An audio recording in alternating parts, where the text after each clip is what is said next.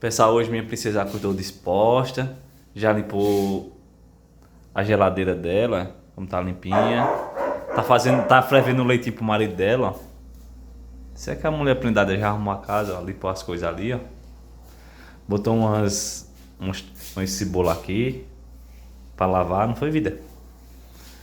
Ai, gente, essa é fofinha. Que foi, meu amor?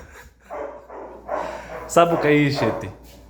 É porque meu amor tá sem chapa, né, vida? Tá sem prótese dentária. Aí por isso que ela fica com a mãozinha assim. Mas não tem vergonha não, Marlene. Todo mundo usa isso.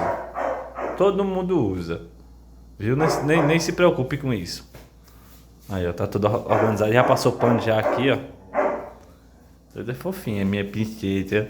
Menininha de papai. Pertinho. Aí, gente, o leitinho que ela tá bebendo.